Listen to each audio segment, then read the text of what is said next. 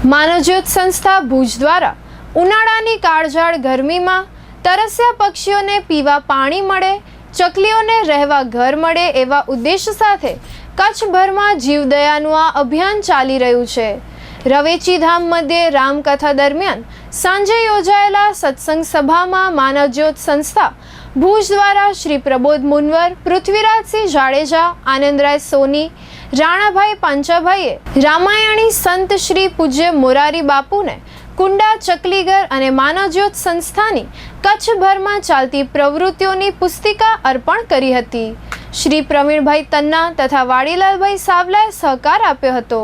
પૂજ્ય બાપુએ સંસ્થાને આશીર્વાદ પાઠવ્યા હતા। વર્ષ 2019માં પૂજ્ય બાપુએ માનવજ્યોત સંસ્થા ભુજ સંચાલિત શ્રી રામદેવ સેવાશ્રમ પાલારા કચ્છ મધ્યે પાવન પગલાં કરી માનસિક દિવ્યાંગ ભાઈ બહેનોને પણ આશીર્વાદ પાઠવ્યા હતા અને સંસ્થા દ્વારા માનસિક દિવ્યાંગોની થઈ રહેલી સેવાઓને બિરદાવી હતી।